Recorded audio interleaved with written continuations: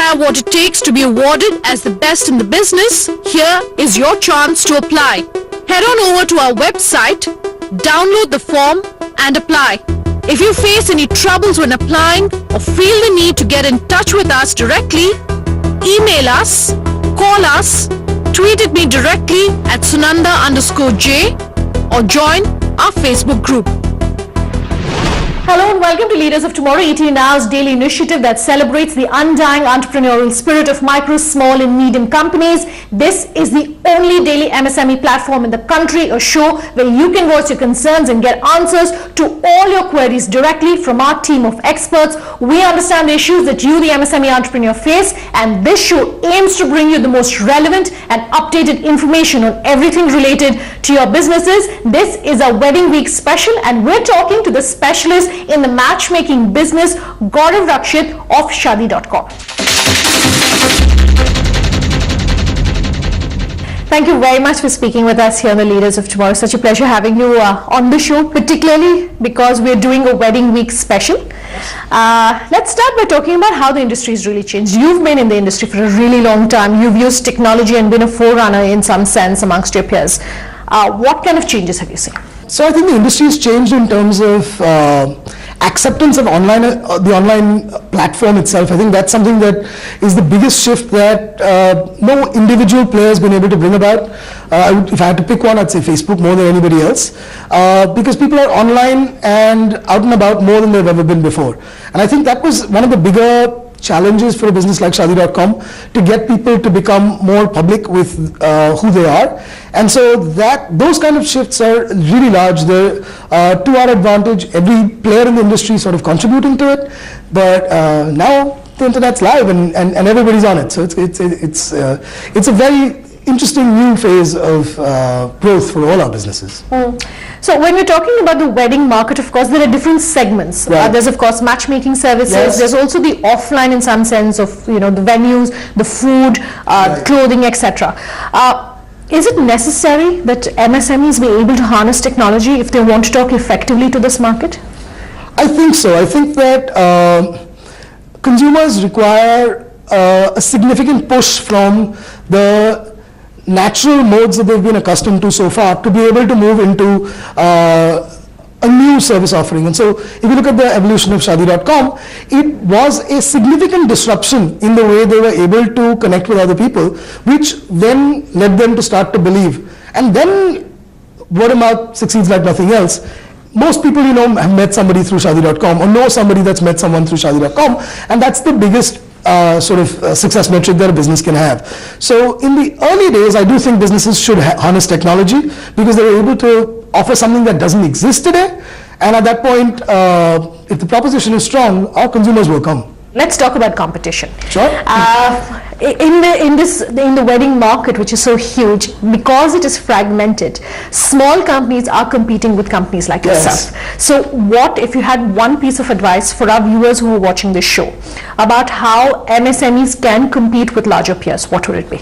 Sure. I think that MSMEs need to recognize that the one advantage they have, which is more than a Shaadi.com, is that they can actually occupy a thin vertical slice. So they can be more relevant than potentially Shaadi.com even would be to that segment of customers.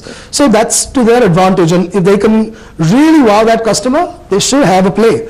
The challenge they'll face is that if that segment is not wide enough for them to actually invest, and they underestimate that customer, saying that just because I'm doing that segment, I can offer potentially a subpar experience. That's where I think that they would get into trouble. So if they're able to offer a compelling experience to a well-defined vertical within our overall horizontal space, they probably should win.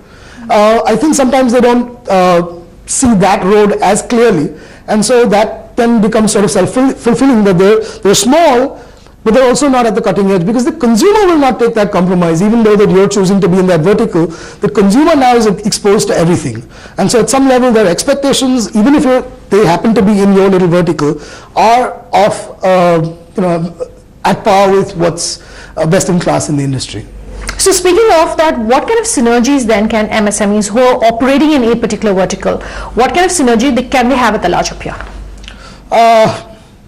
So I'll give you certain examples of where MSMEs do a better job than us. Like in our international markets, for example, we're an internet business, and for some time we used to organize speed dating events, mixers, what have you, right?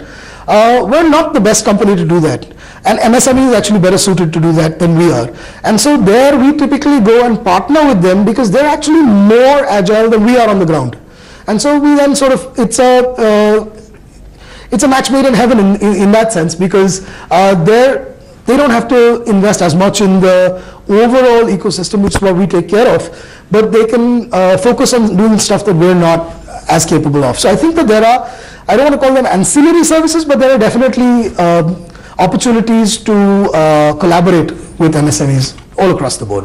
So are these dating apps that seem to be gaining a lot of popularity of late, is that a competition to a service like yours? Well, we're seeing a lot of action in the dating space, and it's not really grown out into the tier 2 towns and tier 3 towns as much, but to that extent I think it's definitely a compelling proposition.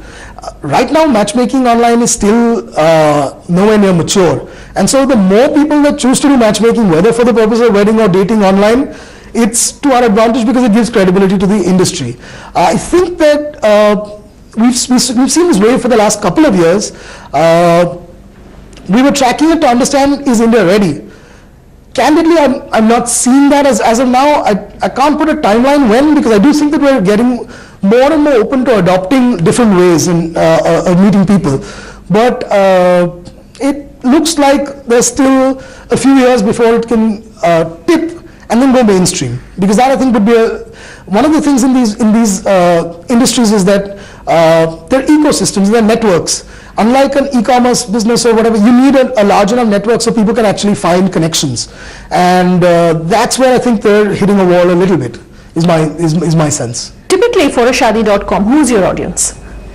Our audience is mostly individuals. More than 70% are individuals representing themselves. There's still about 25-30% parents and siblings that come to represent their kids. Some of their kids are studying abroad or are sometimes not living with their folks, and so that's very much still there. Not nearly what you would expect in India. I think the internet is skewed in that regard. And when we do our surveys externally, it's usually between 30 and 35% kids, and then most of the other people that are looking are the parents. But the internet obviously has things backwards often. Let's take a slightly big picture view and talk about you as an internet company. Sure. First of all, congratulations on being awarded one of the most innovative companies in the world about 4 years ago. What do you think were some of the lessons you learned from that experience, and what can you talk to our MSMEs about in terms of standing out from their peers? Sure, good point. I think that the question is really good in terms of standing out. One of the challenges of the internet is that it's littered with great companies that no one's ever seen or heard of, and that's unfortunate. It's not the same as setting up a retail store, for example, because you've got foot traffic and you will get noticed. In the internet, you can get sort of ignored very, very easily. And so at some level, it's important to be able to stand out, like you said. And for MSMEs, that could mean just doing one thing right, one thing special that at least a group of people will love you for, as opposed to, again, as I mentioned, boiling the ocean, trying to do everything for everybody, because we live in a snacky sort of world where people don't have the time. And so if you can really form a deep bond with a group of people that feel a particular way, you have much higher odds of success than trying to be everything to everybody.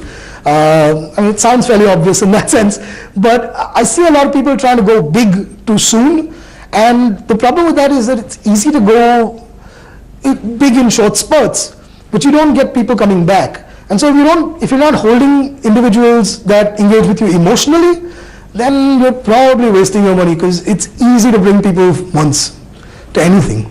All right, Gourav, just hold that thought. We'll take a quick break on that note, but we will continue picking his brains on the other side. Just stay tuned.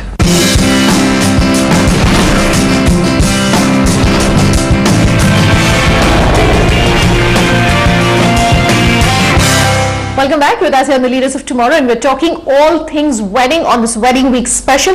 I'm in conversation with Shaadi.com.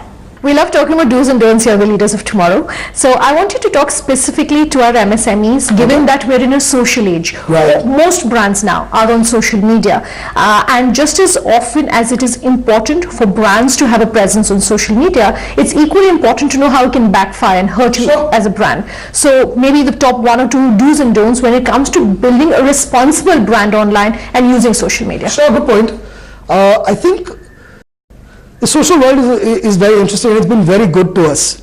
While we're obviously in the business of Shaadi, based on most of our metrics, we're among the most engaging brands as well on social. And on the social platform, the advantage is that while on Shaadi.com we really talk to match seekers, on the social platform we talk to everybody. We talk about everything about life, love, marriage. And so everyone, whether they're looking or not, participates with us, and then we sort of become the conscience of a particular segment of the country, and that works really well because when they understand who you are and what you stand for, they understand why you do what you do. That makes that relationship a lot better, and that's kind of the way they engage with us. I gave you the example of a dowry calculator, and if I extend it, so when we put it online, there were enough people saying, how can Shaadi.com put a dowry calculator on Twitter? There were people bashing us. And then there were our own fans telling them, go see the thing and you'll understand what actually Shaadi.com is trying to say. And it was awesome because at some point we got cut out of the dialogue and they were just talking to each other, and all our sort of fans and people that had actually gone through the dowry calculator we put out thought it was brilliant. So it was awesome. So in that sense, I think being social is important. It's not really a soapbox. So to that extent, I think brands tend to use it to put out notifications. That's pretty boring, quite frankly, in a medium where you can have dialogue. And so we track something, and while we also look at absolute fans and things like that, we will look at our engagement rate. So how many of our fans are talking to us? And that's where we actually benchmark ourselves very highly in India. And I think that's helped us because there are influencers everywhere. And a decision like whether to get match made by Shaadi.com is sometimes not purely a 2 + 2 = 4 type of decision. It's emotional, and so there's a lot of support structures involved in terms of people that think well of us, and social is a great place to see that. So I would definitely encourage people to invest in it.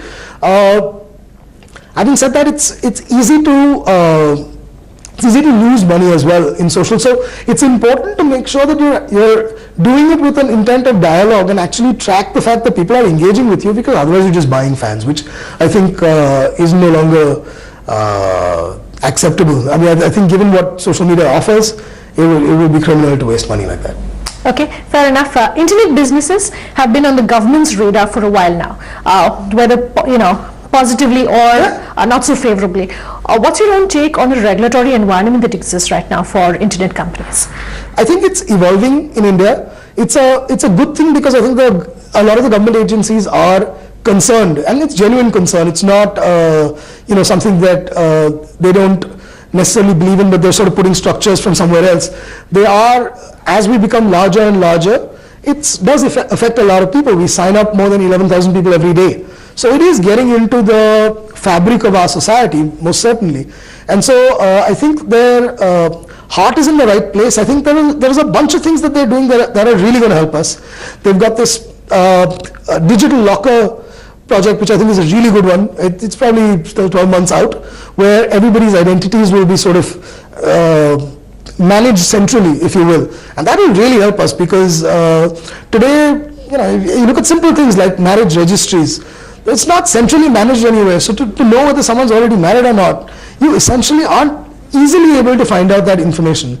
And truth be told, I think they will take us ahead of most other economies, given the vision that they've shown, the UPI, the Unified Payment Interface. Awesome initiatives that really help because not just us, all industries struggle with the friction of mobile payments. And they're tackling it. So I do see that it's a journey, it's a road. But when you see these kind of green shoots coming out, very, very positive. It's very good for us. Okay. Will GST affect the nature of your business? Not dramatically. I think that as we move into smaller towns and ticket sizes become harder, we are a social service, so we wouldn't want to keep passing on, price rises and things like that to them. But given that most of our expenses are also on the service side, it's got a moderate impact on us. We don't exactly know where we're going to fall right now. I think it's still being decided, but it's not huge either way for us. Okay. Will foreign funding and foreign inflows into the internet space here in India really change things for your market? I think that it can catalyze certain markets. It's done really well in the e-commerce space. It's done well in travel. It could do the same thing for the web tech space, because what it allows us to do is achieve scale faster. At some level, it's tempting to overinvest. I think in certain sectors we've been guilty of overinvesting, and so you've got to be careful of that. But most certainly, every time we're learning a new industry, capital helps to sort of accelerate that scaling out to then build out a proposition for the consumer. So I'm positive on capital inflows in that sense. I think it's a good thing, very, very good thing.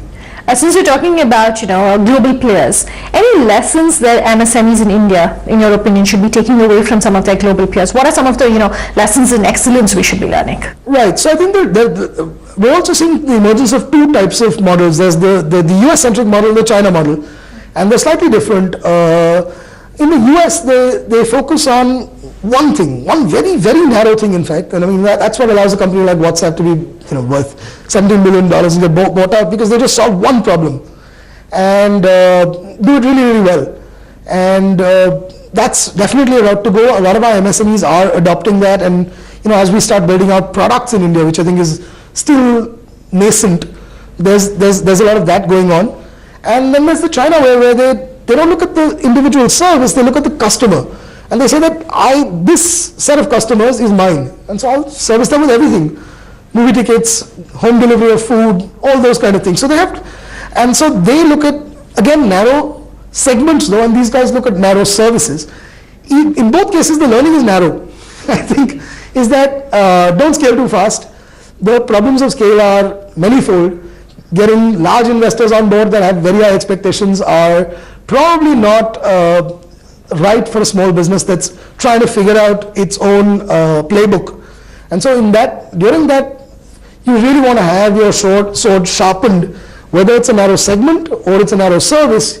You need to get that absolutely right, because scale is not hard in this country. We do have 1.3 billion people, but undoing certain paradigms that you've gotten into or certain ways of working which are not healthy for you, those become very tricky once you get to a particular scale. So be careful of scaling too quickly.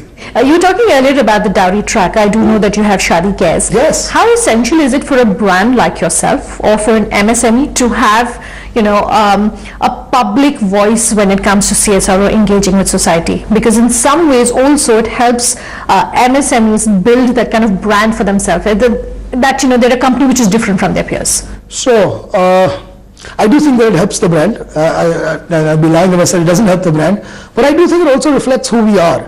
And so, if the only reason to do CSR is probably not brand building, because it's one of those things that if it comes naturally to you, it becomes much easier to invest in. It's harder to invest in it when you're looking at it from a brand return perspective, because you're probably going to get a bigger return from being on television. So at some level, given that as an MSME you have a strong bond with a particular set of consumers or a particular set of issues, at that point your conscience will take you there, as opposed to it being a reason for a brand. And yes, it will certainly build your brand, but if you start off with the notion of brand building, it will probably fall off, because it's not necessarily as short-term effective as putting an ad on TV or what have you. So but it does give you a chance to tell people what you believe in. It gives you a chance to connect with your consumers at a conscience level, because they feel the same way. It's not like they don't feel the same way. It's tapping into something that's already out there. And so to that extent, what you're able to do as an MSME or a small brand is to be able to then harness that existing intent of users and give them a platform to voice it, because they don't have anyone to share that with. There's not, even if you felt strongly about dowry and condemned it, there's no way to participate in that unless the Shaadi.com gives you a platform and a voice and the ability to influence not just your friends, your peers, your families, and then people start saying things like that, saying that I'll never let my dad, give dowry for my sister, and those kind of things. That's when you give them a voice which they didn't have before. So certainly I think it's a good thing for businesses, but heart should be in the right place. As I'm winding down this conversation, I want to come back to talking about Shaadi.com. Maybe you can tell us what are the next few years looking like for you? Sure. I think we've done a pretty decent job in moving to the mobile as a new form factor. And I say that because it's fundamentally changed the way our service is consumed.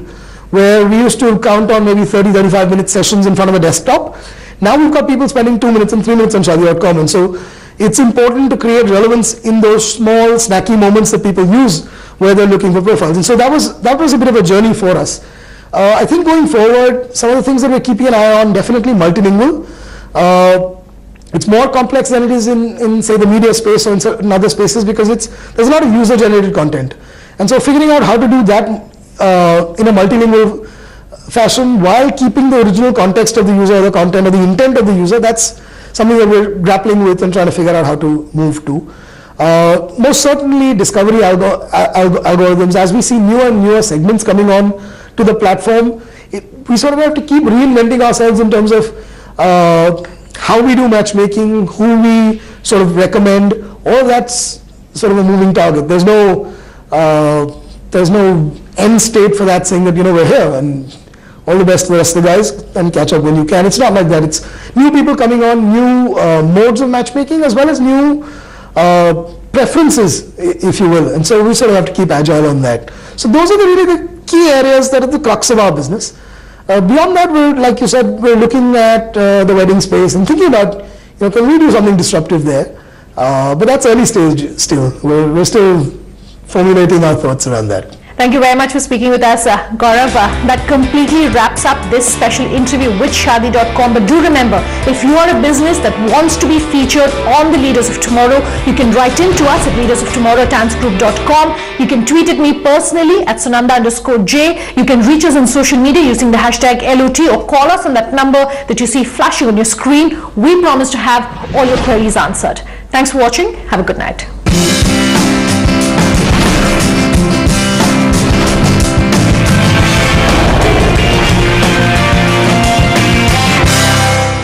If you feel you have what it takes to be awarded as the best in the business, here is your chance to apply.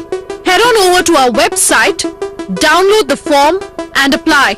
If you face any troubles when applying or feel the need to get in touch with us directly, email us, call us, tweet at me directly at Sunanda_J or join our Facebook group.